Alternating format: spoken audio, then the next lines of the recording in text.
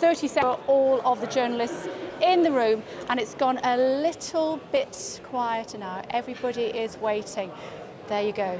The clock has started. This is the debate that Nigel Farage says that he has been waiting 20 years for. Nick Clegg said, yeah, all right then, bring it on. Let's talk about Europe. Let's debate whether it should be in or out ahead of the May elections. The other two main parties are not here tonight, but you can bet your bottom dollar they will be watching in 3 seconds' time. Here we go. Good evening. I'm Nick Farage, and welcome to the LBC Leaders Debate. In the next hour, history will be made. First and live on LBC Radio, where we're leading Britain's conversation every day. You've waited decades for this leaders' debate on Britain's future relationship with Europe, and here it is. Nick Clegg is Deputy Prime Minister and leader of the Liberal Democrats and says his is the party of in. Nigel Farage is the leader of the UK Independence Party and is equally unequivocal. He wants out. Ladies and gentlemen, please welcome Nick Clegg and Nigel Farage.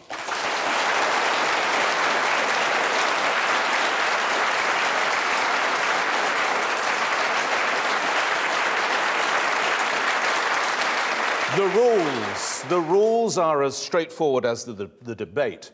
After a brief opening statement, each will face a series of questions from a carefully selected and evenly balanced audience. Neither has the slightest clue of the questions coming their way. Now, to decide who goes first, what better way than to flip a coin, a good old English pound? Deputy Prime Minister, as you threw down the challenge, and you are higher in the alphabet, I'm hoping I catch it. I'd ask you to call it, please. Heads. So the Deputy Prime Minister says heads, and as we can see, it has gone to tails. Nigel Farage, you have the choice. You can either go first or second for your first minute. No, I will ask Nick to open the batting. Nick Clegg to open the batting. Your minute starts now. This debate is about you, and it's really simple, because it's about your job. Or if not your job, the job of someone else that you know. And it's about making sure that the sacrifices that you have made to fix our economy aren't wasted. Because, make no mistake, if we cut ourselves off from Europe, from the countries that we trade with more than anyone else, then our hard-won economic recovery will simply be thrown away. It's also about who we are. A Britain that leads in the world by standing tall in our own European backyard. A Britain prepared to work with other countries on the things we can't possibly sort out on our own. So don't let UKIP or anyone else put all of that at risk. We're better off in Europe, richer, stronger, safer.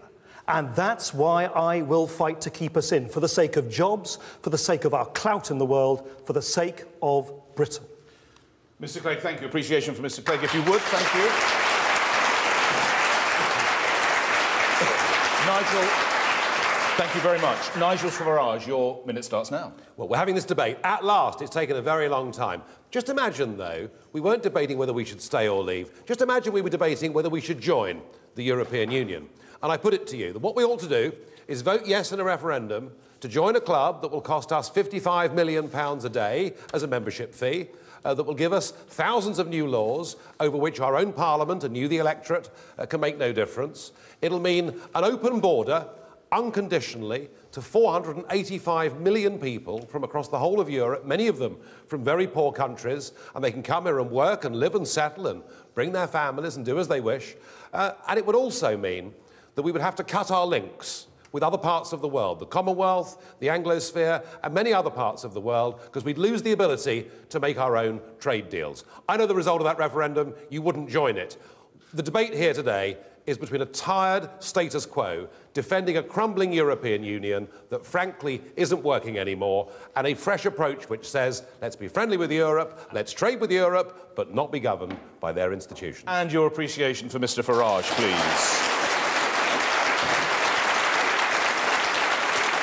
So, we move to the first question. So that you understand, again, each of the leaders gets a minute approximately to respond. I choose who goes first, and then we debate it between us. So let's find, please, Deborah Tioradini. Deborah, where are you, and your question, if you would? I'm here. Go ahead. Why won't politicians trust the British public by giving us a referendum on our membership of the EU now? And let's turn to Nigel Farage. Because they're worried about the result. They think you might vote differently to their view. And, you know, Nick is here, and I'm very pleased that Nick laid down the gauntlet for this debate, but Nick is not here just representing the Liberal Democrats. He wants to stay a member of the European Union, but of course that's David Cameron's position and it's Ed Miliband's position. And what happens is, from time to time, they offer us a referendum. You know, they do it cynically, funny enough, at election time. And they say, vote for us, we'll give you a referendum, and then do their absolute best not to. 5 years ago, Mr Cameron was offering us a cast-iron guarantee of a referendum. Nick Clegg himself, you know, the last European elections and general elections, said it's time for a real debate. Let's have a referendum. Well, Nick, we're having this debate, and it's a good thing that we are, but I agree with Deborah's sentiment. Why don't we trust the British people to make their minds up on what I think is the most important constitutional question we've faced in this country for 300 years? Are we to be a self-governing nation or not? And I agree with you. I would like this referendum to take place before the next general election.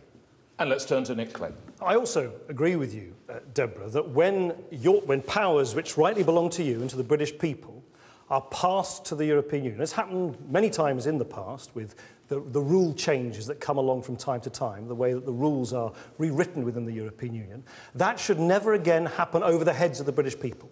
Then the British people, the consent of the British people should be asked by way of a referendum. That's what I've always believed. That's always been my position. I've never wavered in that position. That's why the last time the rules changed, something called the Lisbon Treaty, I said there should be a referendum. I've gone further than that, actually, now in government. We've actually legislated. It's the first time anyone's ever done that. We've passed into law a legal guarantee for you, Deborah, the next time you're asked to give up powers to Europe, the next time the rules change, the next time something else is asked of the United Kingdom within Europe, it's not going to be the decision of Parliament or politicians or the government of the day. It's going to be your decision in a referendum. But, Nick, the rules change every week. Every single European directive, every single new regulation, every single court judgment, frankly, that comes out of Luxembourg, every single time a new EU law is passed, yet another small chunk, albeit small, and it's incremental, yet another small chunk of our ability to govern our country goes to the institutions of Brussels. And I think the real frustration is that all of you keep using this form of words when there's the next significant change. In the space of this coalition government, we've transferred control of the City of London, we've allowed the EU's foreign policy to become bigger and stronger. And surely, what the lady's really saying is, why don't you trust her? Because they've actually given up believing anything that you say. And if you say the next time there's a big change, there'll be a referendum, and Mr Cameron says it, and Mr Miliband says it, no one believes you're actually going to deliver. And maybe that's the role of UKIP. Well, maybe the reason we're having this debate is that UKIP are forcing you onto that turf. I accept, and that's why I said to Deborah, we've done something which no government has ever done before, which is you need that guarantee, not just, you know, from what different party leaders or politicians say, but you need that in law. Now, you've got that guarantee in law. That's never happened before.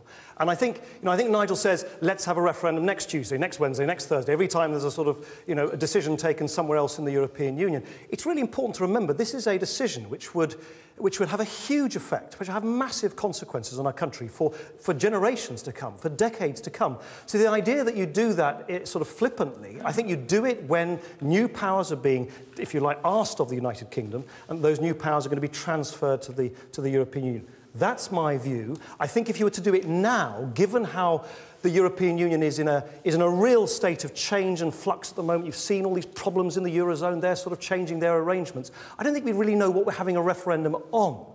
So yes, let's have a referendum. Let's have that legally guaranteed in law at the time when new things are asked of the United Kingdom. Mr Clegg, I wonder if I can read you the words from a very prominent politician back in 2008.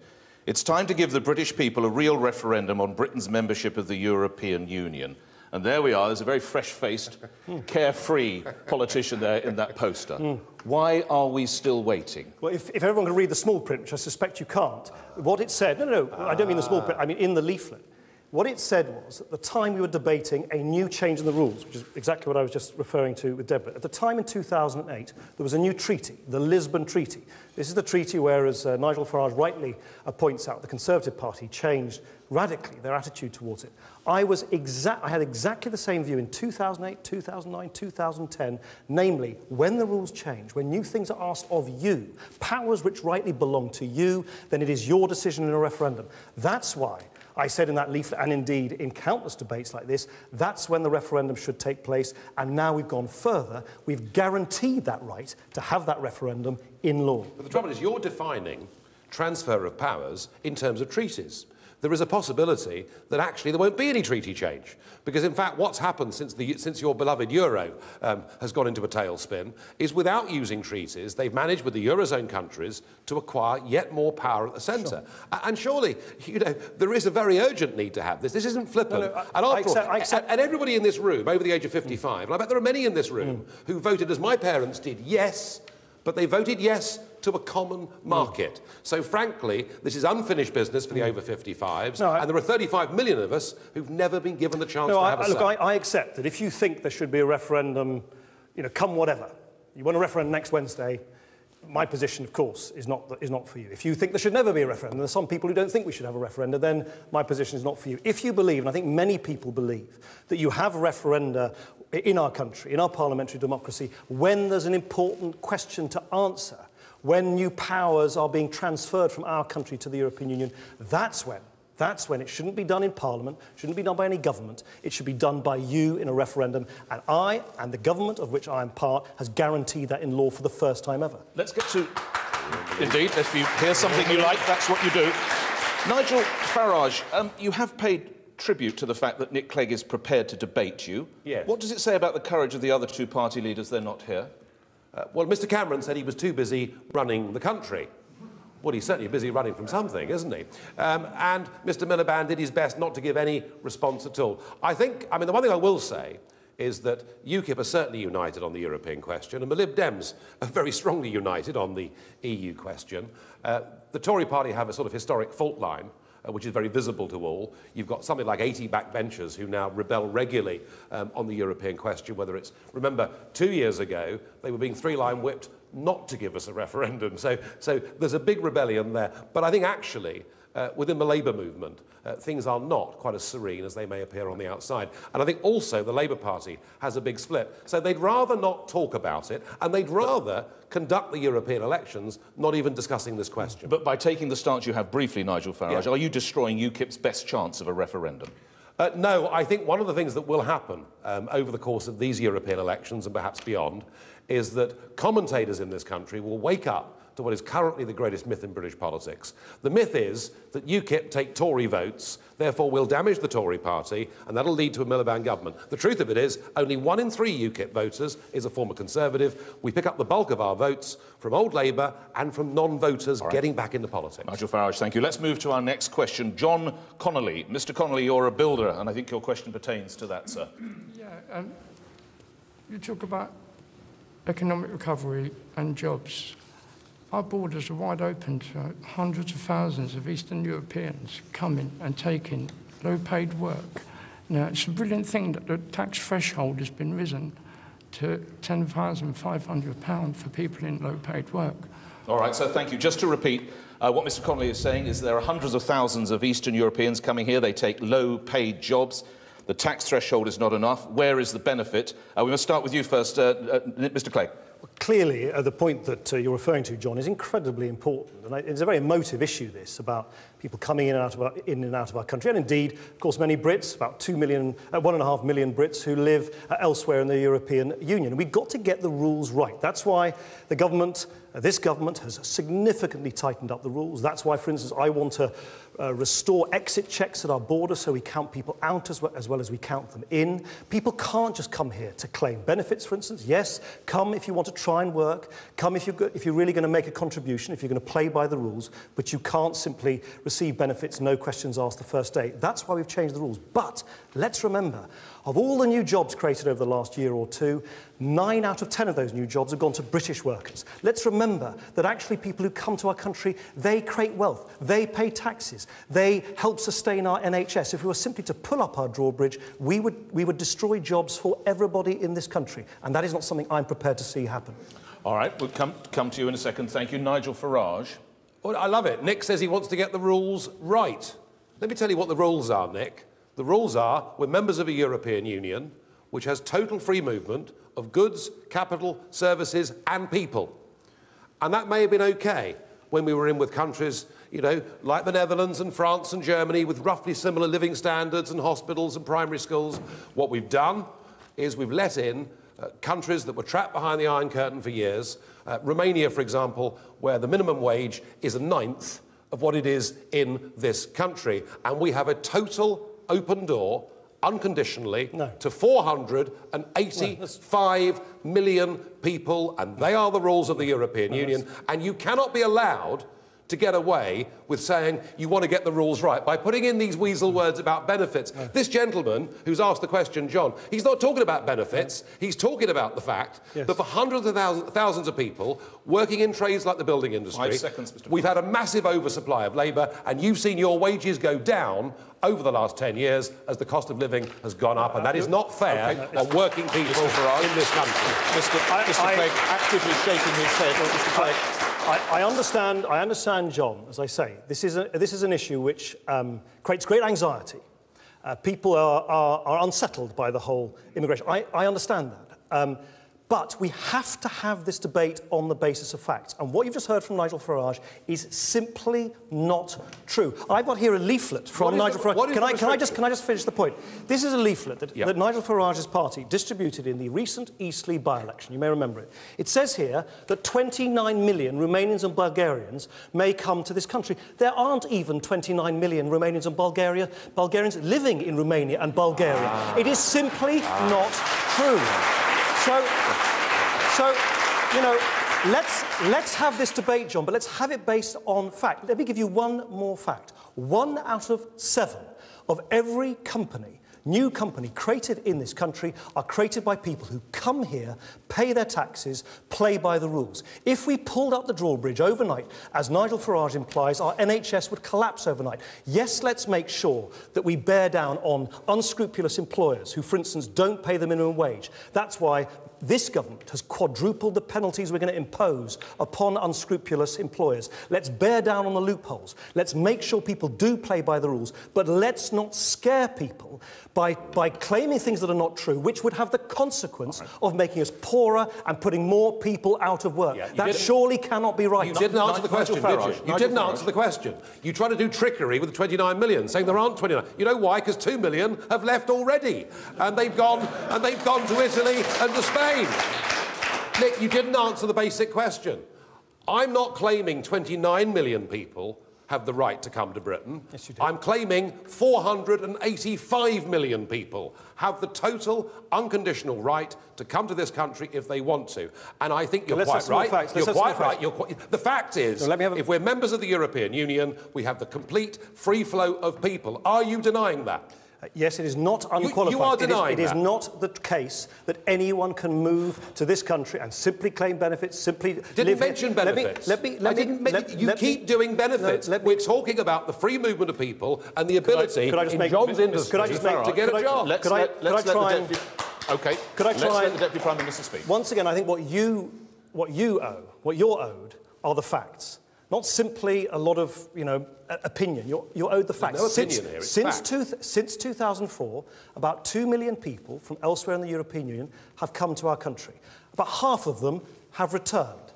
At the same time, there are 1.5 million Brits who live elsewhere in the European Union. So, really the question is I think Nigel Farage needs to provide you with an answer. If we do pull the drawbridge up, we simply say, no one else allowed, put up that sign at the cliffs of Dover. What happens to the 1.5 million Brits who are elsewhere? What happens to the businesses? What happens to the British jobs that are dependent on people coming to this country? And don't just believe me. Listen to the people who employ thousands upon thousands of British citizens in this country who say that if we turn into a closed country rather than an open one, we will be poorer and we will have higher unemployment. And I'm not prepared to see anyone lose their job on the altar of Nigel Farage's anti-European dogma. All right, gentlemen, just pause for a moment. Thank you. This is the LBC Leaders Debate, Nick Clegg versus Nigel Farage on the European Union. You're listening on LBC, watching on lbc.co.uk. Take part in the reaction using the hashtag #LBCdebate. And the LBC listeners have been emailing in their questions. Deputy Prime Minister, perhaps I could put this to you from LBC listener Carol Lauderdale. Is it right to have child benefit paid for children not even living in this country?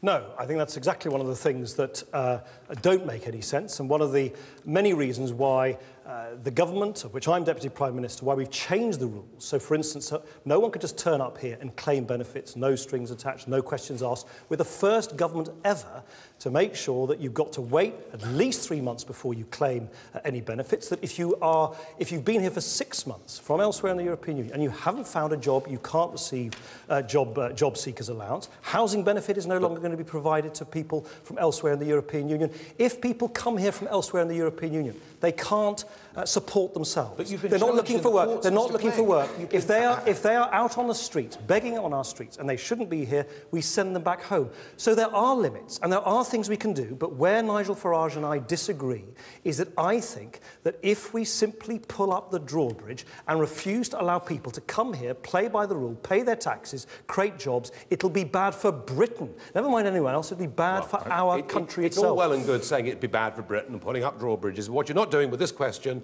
as you didn't with the previous one, is actually to answer it.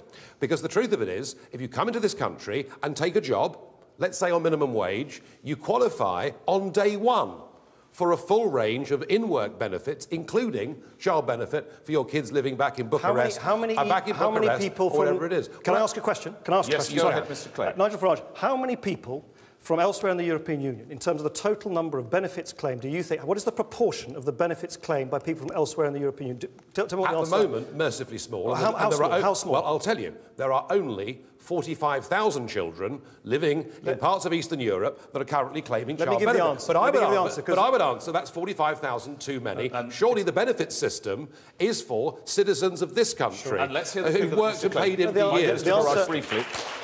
Mr. Clegg. The answer is, in terms of all benefits claimed, the benefits claimed by people from elsewhere in Europe is 2% of the total. Now, Nigel Farage says 2% is too much. It is 2%. In other words, it is a very, very small proportion of the total. Again, the facts show that people who come here from elsewhere in the European Union to work and pay their taxes pay much more into our coffers than they take out in benefits. In fact, if you look at the 10 years from 2001 to 2011, they contributed close to £22 billion. That helps fund our schools, helps fund our hospitals, helps fund our police, helps fund our military. We mustn't make our country poorer because of the determination by UKIP and others to turn our back on the rest of the world. I'm sorry, Nick. A sentence, if you would, Mr. What Farage. that study did was to say who's in work and what tax are they paying. What it did not do was price in the in-work benefits, which is housing benefit, child benefit, tax credits, and child tax credits. And the point is, actually, there's a study by Migration Watch that says from 95 to 2011, in total, immigration into Britain cost us 140 billion sterling. All right, let's move on to another question. Thank you for that.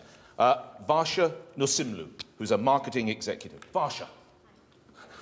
My question is, if the free movement of EU citizens was restricted, would this create any skill shortages in the UK? And it's Nigel Farage's turn for the first minute. Mr. Farage. No, because I believe what we ought to be doing is operating a system of work permits. Work permits in terms of what are the shortages that we may have and what are the skills that other people may want to bring to us. But I think it's complete madness to say we have a total open door to nearly 500 million people, and any of them can come. Not only do we not have quantity control, we don't actually have any quality control either. So what we're now doing is we're saying to people from India, and we're saying to people from New Zealand, who've got skills to bring to this country that we want, no, you can't come, because we have to leave room for the now 4,000 people a week that are coming to settle in this country from southern and eastern Europe. And that strikes me as being a crazy immigration policy. Let's actually not think of it purely in European terms. Let's think of it globally. Let's be happy to give people work permits, which gives them the right to come and work in this country, they must bring some insurance to cover their health affairs. And if after a period of time they've been here and they haven't committed any crimes and they want to become citizens of this country, then they'd be good, acceptable people to have. And at the moment, we're not choosing on the basis of quality. Mr Farage, thank you. Thank you. Mr Clegg. Barsha, my view on this is that, of course, we should always do more to improve skills. That's why I'm incredibly proud of the fact that over the last 4 years we've expanded apprenticeships, for instance, for young British people, to give them the skills to find work on a scale that we haven't seen in a generation or two. Of course, we should prioritise giving skills training to British youngsters. But the idea that we help them then find jobs by pulling the drawbridge up, simply turning our backs on you, simply doesn't make it. I'll give you an example. Just yesterday, a German company, a household company, Siemens, announced they're going to create 1,000 jobs in Hull, in the Humber area, in a new offshore wind centre. 1,000 jobs for people in actually a part of the country that's desperately crying out for extra jobs. Guess what the chief executive of that company said? If we were not within the European Union, Siemens would make it quite difficult for me to continue to invest in UK factories. There you have it. They wouldn't create the jobs for which the skills are necessary. That is why I don't understand, in pursuing the withdrawal from the European Union, we would make our country poorer if we did what UKIP said. The jobs would go. Nigel Farage. Well, I mean, they would go. The jobs would go. Foreign direct investment is an important point. It is a key point. And I so well remember, Nick, you and all your gang, all the big corporates, all telling us 12 years ago that if we didn't join the euro, remember that? If we didn't join the euro, all investment into Britain would cease, the City of London would disappear, and all I can say is thank God we didn't listen to you. Otherwise, we'd have been in one hell of a mess. And despite the fact we ignored you then, foreign direct investment is coming into the United Kingdom at a greater level than it is to all the rest of the countries of the European Union combined. And fascinatingly, when Ernst & Young did a survey in North America and in Asia, where the big investments are coming from, 2/3 of both of those investors said, actually, if the UK was outside the European Union and we didn't have the expensive regulatory regime, they may well invest even more money. But I personally will, and I suggest many people would probably feel in the same position, you're going to listen to what investors actually say about the decisions that they make about investing in our country than politicians like Nigel Farage or myself. Just the other day, I was up in Sunderland. Nissan, a major employer, they employ over 7,000 people in the northeast. They export 80% of the cars they produce in Sunderland to elsewhere in Europe. They could not have been clearer. If we did what UKIP did, they wouldn't invest in Sunderland. There wouldn't be those 7,000 jobs. If you don't believe Nissan, if you don't believe Siemens, listen to what the chief executive of Ford in Europe said. He said, don't discuss leaving a trading partner where 50% of your exports go. That would be devastating for the UK economy. Mr. Clegg, I believe what they say, that they would not invest in this country if we were not part of what is the world's largest economy. Why would we pull ourselves out of the world's largest economy when 50% of our exports go to the rest of Europe? You mentioned Ford. You are aware that they closed a plant in Southampton last year so they could move the work to Turkey. How does that square?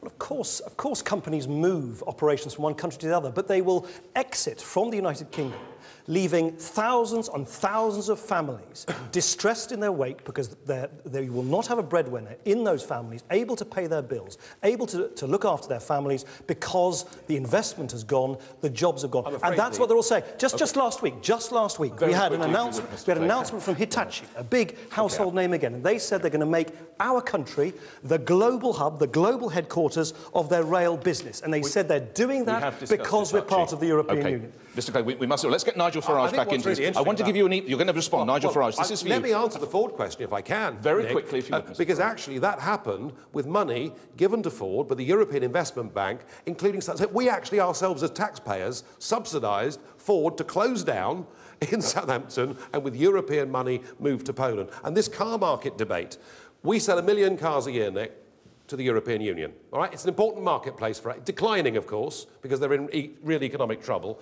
But they sell us 1.8 million cars a year, and cars of much higher quality and price. The point about trade is the German car industry needs the British market far more than British manufactured cars need the European market. Mr. Farage, and that's called the world of business. Mr. Farage, that is how it works. Mr. Farage, respond to this, this email from LBC listener Max Lake. If we came out of the EU, this would affect the job prospects of young people. He's right, isn't it? I think he young is right. people watching. No, I think he is right. I think Max is right because outside the European Union, we would be able to get rid of some of the ridiculous excesses that we currently have. You see, it's all well and good. It's all well and good to have employment legislation that is designed for giant multinational companies. But if that legislation applies to small firms, and bear in mind 60% of people that work in the private sector in Britain work for companies with 10 employees or less. I spoke to a business yesterday that was about to set up. They approached the Forum for Private Business to ask for advice on employment law. They were sent a document that is 350 pages long. If we could reduce that burden of employment, health and safety and work, and environmental law, we could create how many jobs? Many jobs indeed. And that is really a major problem that the British economy currently has. Thank you. Nick Clegg. I think the answer that UKIP and other people who want to withdraw ourselves from what is the world's largest economy need to answer is how many jobs are they prepared to sacrifice? It's been reliably estimated that over 3 million jobs are linked to our position within the European Union, which is, by the way, a marketplace of 500 million shoppers, 500 million consumers who buy our goods and services that we sell to them. And unlike what you just heard, 50%, half of what we sell goes to the rest of Europe. Actually, the rest of Europe, only 8% of what they sell goes to us. So we benefit enormously from this. Now, if it's not 3 million, because I guess 3 million jobs, of course, wouldn't disappear overnight, is it 2 million? Is it 1 million? Is it 500,000? My view is we shouldn't be sacrificing a single job just to fulfil this dogmatic view that we should turn our backs on the rest of the world and on Europe. 3 million jobs is 3 million pay packets, is millions of families in this country being able to pay their bills, which they otherwise wouldn't. And that's why this is, at the end of the day, about jobs. I have to say, Nigel Farage, 1 moment, there is some research that will question that 3 million figure, I have to say, Deputy Prime Minister. Nigel Farage. Nick, when you answer a question like that, by saying 3 million jobs are at risk, you show that, like virtually everybody at Westminster, you've never run your own company, you've never had a proper job in the real world, you are part of this political bubble that picked up a piece of research that was produced 10 years ago by a guy who himself now says all he said was the jobs are linked to trade in Europe, they're not at risk. This is what I said. And all of you, you all do it. Tories do it, Labour do it, the big banks do it, the multinationals do it, and the truth is this. We sell, in terms of manufactured products, about £100 billion worth of goods every year to Europe. It's about 40% of our overseas sales. It is quite important. No doubt it's important. Declining every year, but important. But the point is this. They sell us roughly £150 billion worth of goods every single year. The United Kingdom, this is extraordinary, the United Kingdom is now the Eurozone's biggest export market in the world. They sell us more than they sell to Japan, or to China, or to the United States of America. And trade is not something created by politicians and bureaucrats. No. Trade is created by consumers who make a decision. I like this product, right. I'm prepared to pay its price. I spent 20 years in the private sector. I can tell you something, in private business, the customer is king. And when it comes to renegotiating a trade agreement with Europe, with no threat to any jobs, apart, of course, from the commissioners and the British MEPs who'd all be turfed out on their ear, and that's no bad thing. When it comes to a renegotiation of that deal, we actually hold the whip hand. That is the real world of economics. That is how it works. Gentlemen, let's bring in another. Mr. Clegg, if you will, let me bring in another. It is related to this, so you will have your opportunity. Jamila Long, who is in banking. Jamila. How are we supposed to compete with the likes of China or America if we're not part of a larger trading group? So how would we compete with the likes of China and America if we're not part of a bigger trading bloc? Neatly, Mr. Clegg, it falls to you to go first. I agree with you, Jamila. Look, the world is changing dramatically. You know this, Jamila, from your experience in finance. We all know this. It's not the 1950s. We can't turn the clock back. We've got these new powers on the world stage, Brazil, China, India, and we get more clout by operating through the world's largest economy. That's what the European Union is, despite its faults, despite the fact that it needs to be reformed. It is the world's largest economy. And we get clout by actually representing 500 million people when we measure up to the Chinese and the Americans and others in trade negotiations.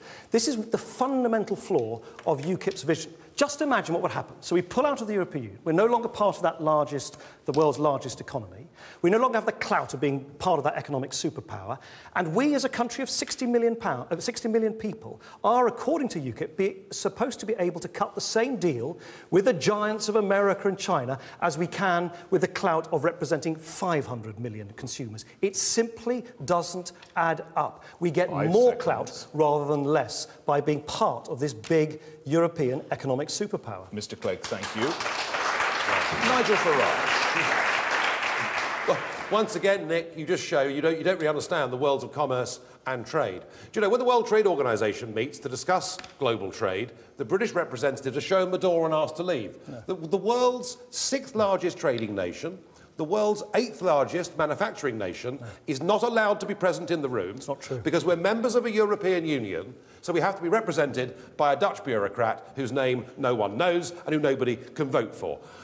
A quite extraordinary state of affairs. We are banned, forbidden from making our own trade deals, you know, with countries like India or Canada or Australia or New Zealand. People who would, at the drop of a hat, sign trade deals with us, we are prevented from doing so. And you know, the reason is, people like Nick don't think Britain's good enough. We're just not good enough. We must give away control of all of these things to somebody else who'll do it for us. We're too small to survive. Iceland has 320,000 people. And in March last year, they signed a free trade agreement with China. If it's good enough for Iceland to do it, I'm damn certain the British, with 64 million, could do even better. Mr. Farage, can I respond to that? In a sentence, Can I respond to that? Because unlike Nigel Farage, I actually, before I went into politics, was involved in these trade negotiations. It is simply not true, what you've just heard. Of course it is right that the European Union should measure up as a bloc with the clout of 500 million consumers when you negotiate with the Chinese and the Americans and the Russians, as I did in a previous job. By the way, I keep hearing what Nigel Farage is part. He and I were actually elected as Euro MPs on the same day in 2009. I left the European Parliament after 5 years. He still remains the Euro politician. But I think it is important that we remember that we gain clout by being part of the world's largest economic superpower. And the idea that we would first have to, if we did what UKIP said, first have to renegotiate with 27 other countries in the rest of Europe, and then negotiate with the 50 countries through which we have trade agreements because of our membership of the European Union. So that's 77 countries that a future government would have to renegotiate trade agreements with just to get some of the trade access back that we've lost. I tell you, a government in the future would do nothing for the next 20 years. Not unless we get a government that believes in Britain, believes in the British people, and says we can make our own arrangements all over the world that suit us, and we don't have to do it. I believe in jobs in this country. European to suggest that believing in jobs in this country. We've got to have a global future for Britain, not one tied, shackled inside a European Union that is showing itself to be out of date and failing in every measure. Mr. Farage, I wonder if I can show you some literature that's going to be sent out as part of your campaign for the forthcoming European election. The EU costs the UK £55 million a day, and this is the leaflet that I will be going out later. Where do you get that figure from? Well, that is just, I mean, to be fair, Nick, that is just our contribution. I mean, that is the beginning of the cost. You don't say that here. That is the beginning. No. If you really add it all up, the true cost of membership of the European Union is many, many times that. No. Because what we found... What about the rebates? What we found... Well, if I give you £20... Yes. You know, and you give me £10 back, I'm not better off, am I? So we give them gross £55 million a day. Yes, they give us money back, but they only give us money back to be spent on ways that they choose, not the ways that we choose. But the £55 million is misleading, is it not, Mr. Farage? No, it is absolutely factual. That is our contribution. Of course it's misleading. As I said at the start of this programme, our membership fee of the club is £55 million a day. But again, our total I have to put it to you, you exclude rebates, you exclude... I have to put it for a third time. I've excluded the loss of our fishing. I've excluded the massive cost, the environmental cost frankly, Right. of building wind turbines and damaging the manufacturing industry.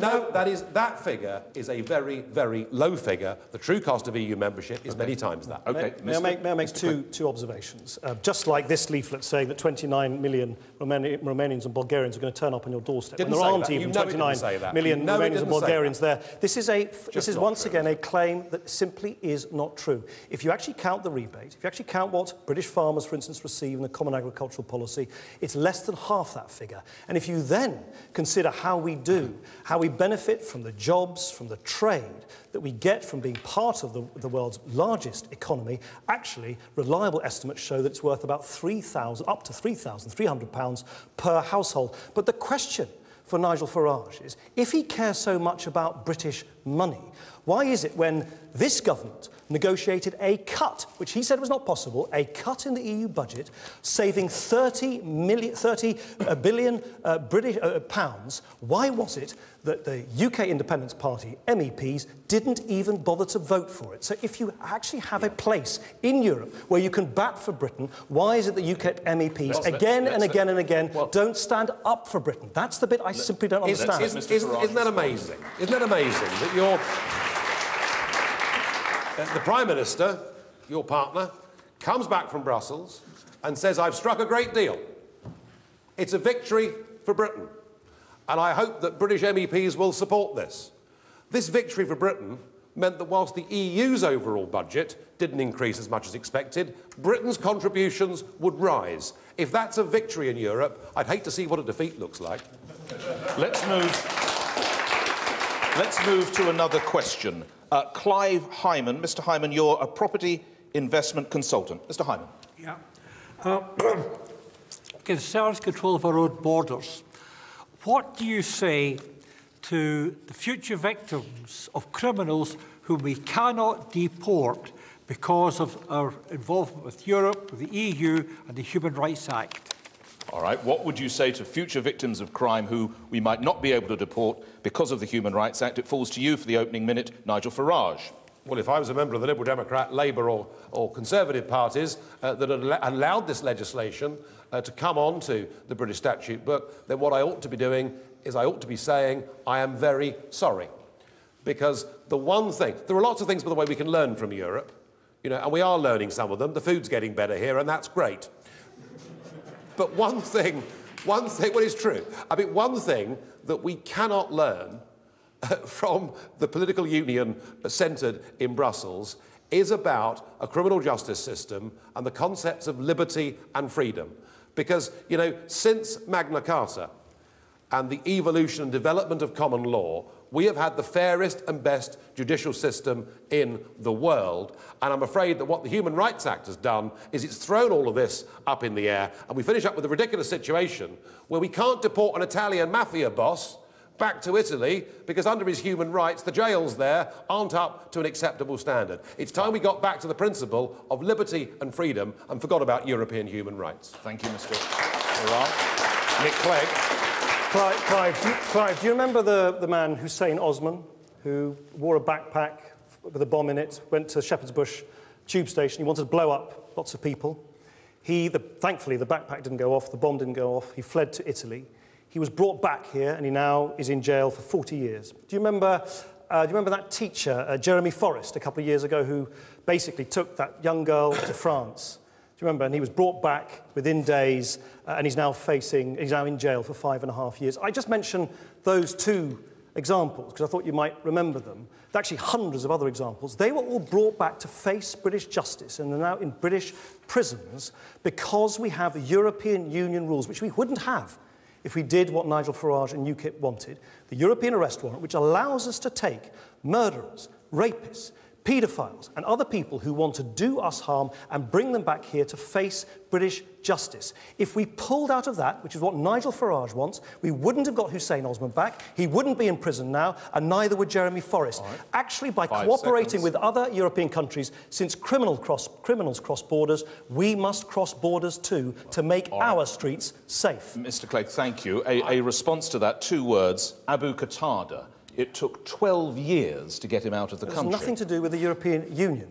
We did eventually deport him to... It's the European Convention of Human Rights, which was actually drafted, by the way, after the last war by British lawyers. It's incorporated into British law. It is not the European Union. European Union member states are signatories to it, but it is simply wrong to claim that somehow our streets would be safer if we robbed... And look, again, don't believe my word for it, or Nigel Farage's. One of the most senior police officers in this country, Sir Hugh Ord, the head of the Association of Chief Police Officers, said the European arrest warrant is, in his words, an essential weapon in the fight against organised crime. How on earth is it possible for UKIP to claim it is somehow patriotic to make our streets less safe? Right. Well, how on earth is it possible that you can claim that somehow you're standing up for Britain if you would not actually extradite and bring back hundreds of people to face British justice? This really gets to the heart, doesn't it, of the differences between us. And by the way, I don't agree with Nick. That would be a shock. Nick, we signed our first extradition treaty in this country in 1174, 850 years ago. We currently have extradition treaties with 92 different countries all over the world. Yes, we have to cooperate on cross-border crime. We do it through extradition treaties, and we do it through organisations like Interpol, which we've been working in since 1923. All right? I, of course, want us to have sensible extradition laws, not just with the EU, but all over the world. The European arrest warrant is totally unnecessary.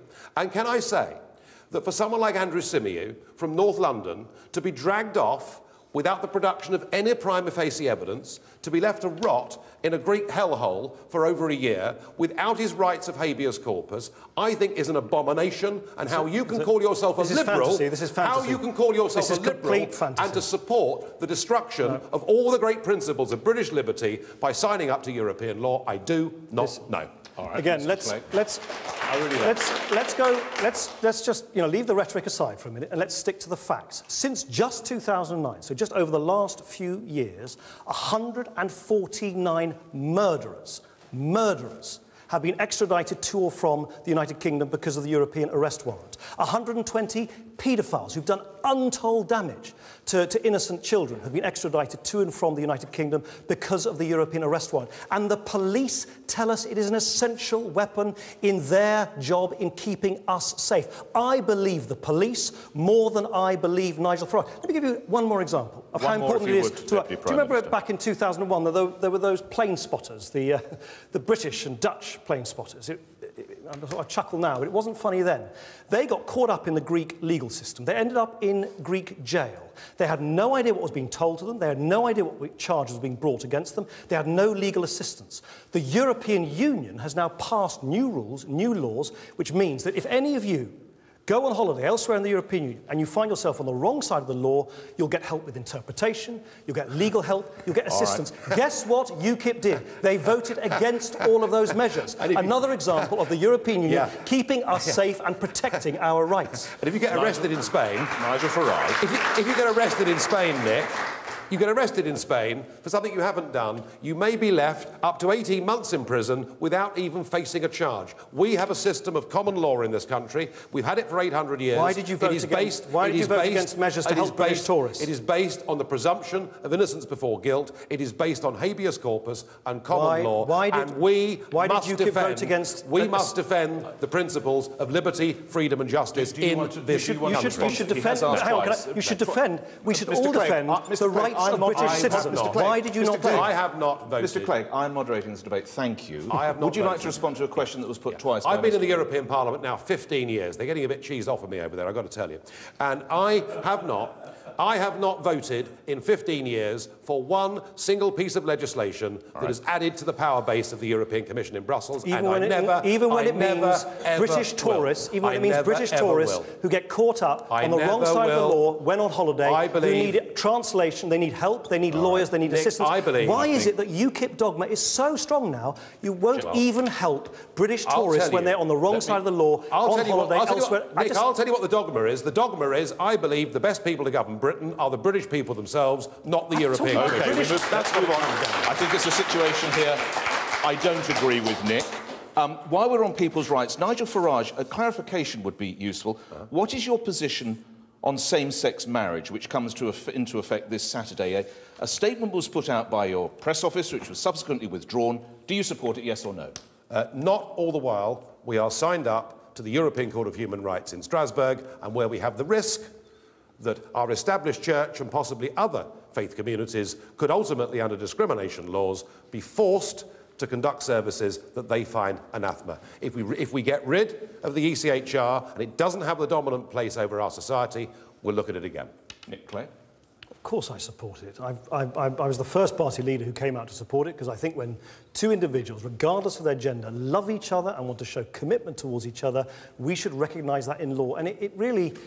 I just find it extraordinary that UKIP's anti-European is so great they won't actually provide loving couples in Britain with the right to marry, as they will be able to under British law from this weekend. And do you know what, for me, it is just unalloyed great news that love and commitment is now going to be recognised in marriage across the whole of the country, regardless of your gender. I think it's a wonderful step forward. All right. We move on. We move on to Christopher King. We move on to Christopher King, who is an IT consultant. Mr. King. Hello. Why does Great Britain always adhere so strictly to EU laws when other countries seem to cherry-pick which laws they're going to comply with? Mr. King, thank you. A nice booming voice as well. Nick Clegg, it falls to you first. Your minute. Actually, we're roughly middle of the pack. There are some other European countries, Christopher, that are better at kind of, abiding by the rules. There's some that are worse.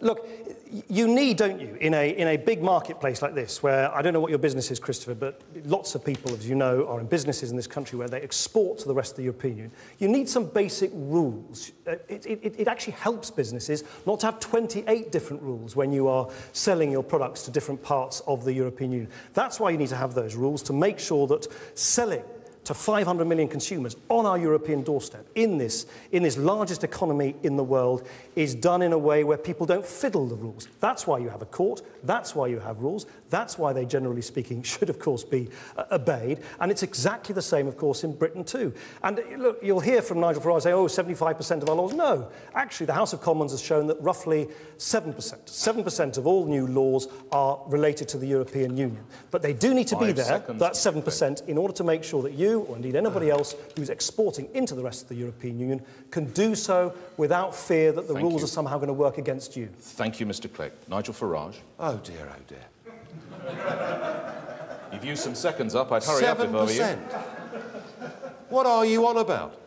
We had one of your friends from Brussels, Commissioner Viviane Reding, in London the other week, saying we must all sign up to the United States of Europe and we must recognise the importance of Brussels because, after all, it makes 70% of our laws. Even Gordon Brown said over half our laws are made in Brussels. In Germany, the former president conducted a review and concluded that 84% of their federal laws were conducted in Brussels, and you put this pretence out to people. Many in this room are running businesses who know that all the regulations that affect their business are made in Brussels.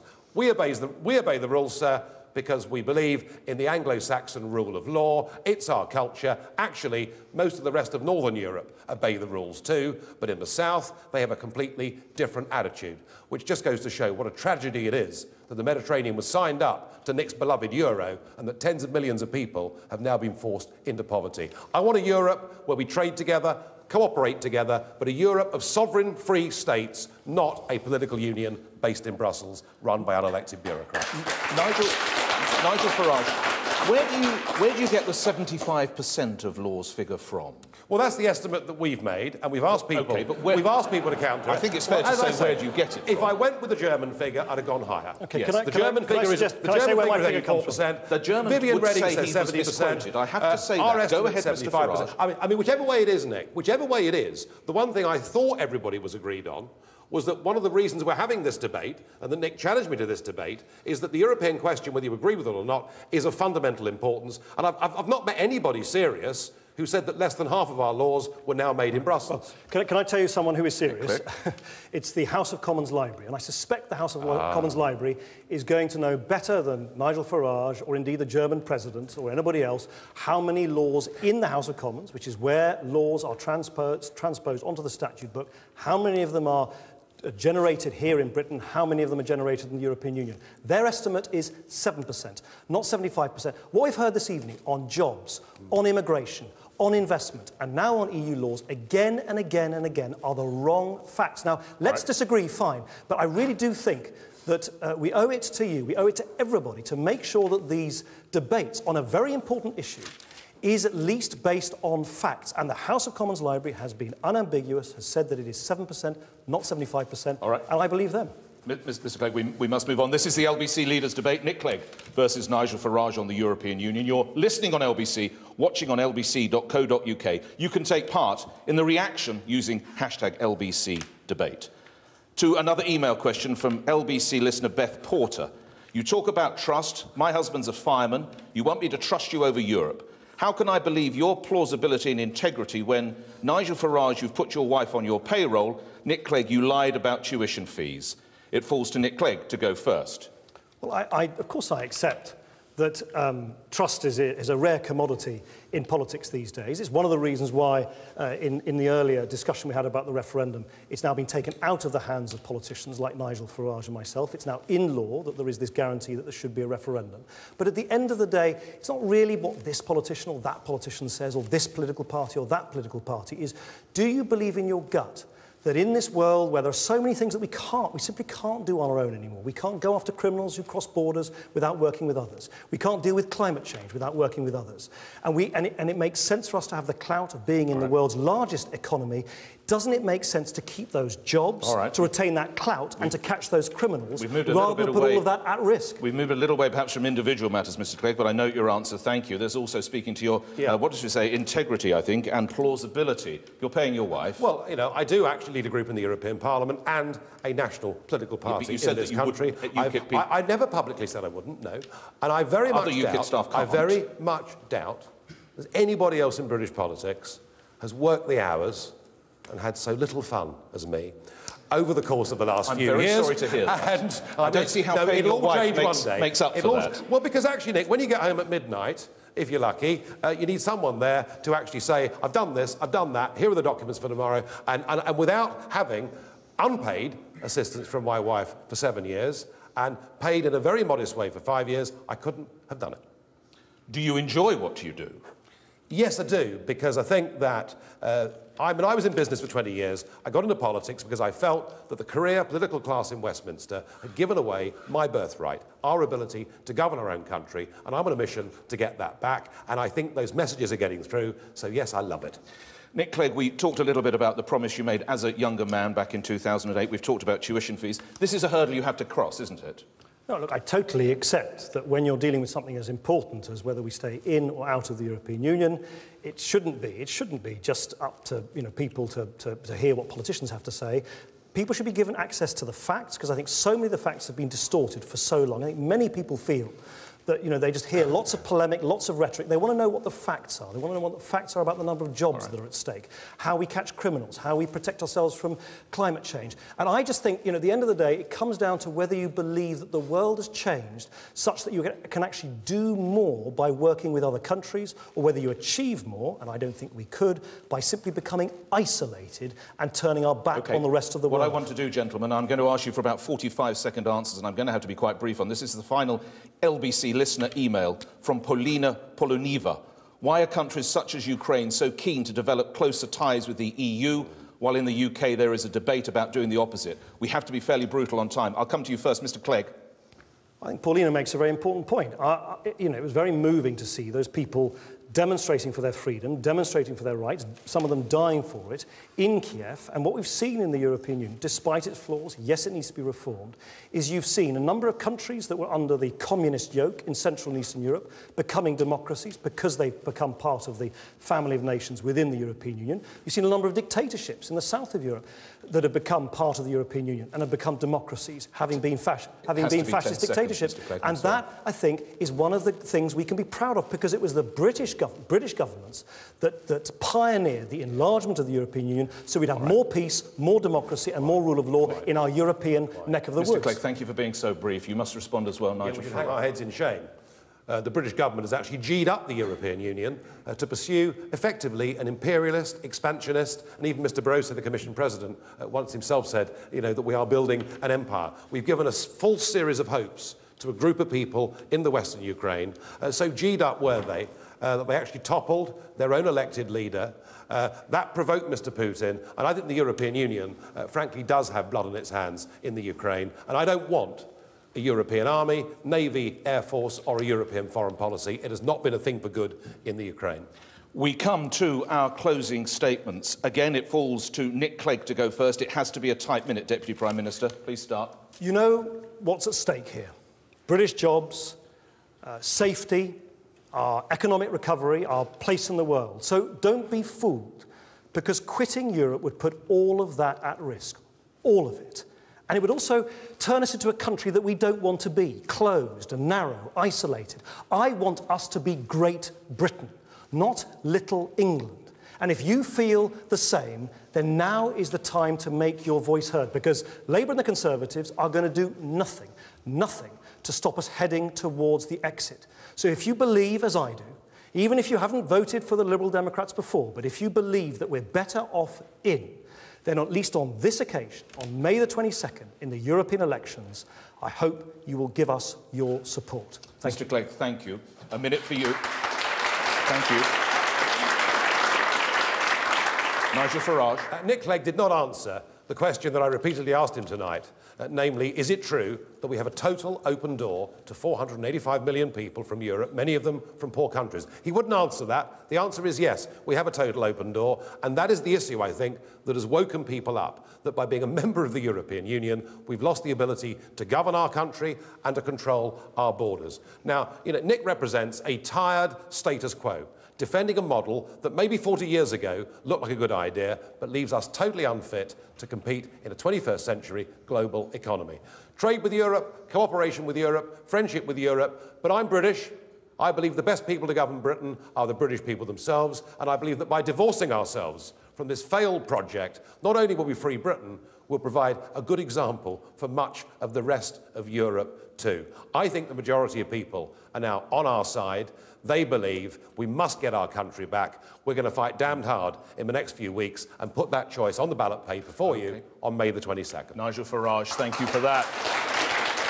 And that is all we have time for, I'm sorry. Hopefully you might now know whether you're in, you're out, or perhaps just a little shaken all about.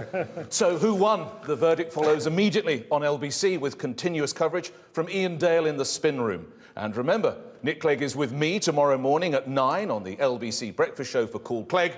Nigel Farage joins me the day after on Friday. Many thanks to you for listening and watching, to our studio audience and questioners, and of course to Nick Clegg and Nigel Farage for taking part in this leaders' debate. Good night. Thank you, Nigel.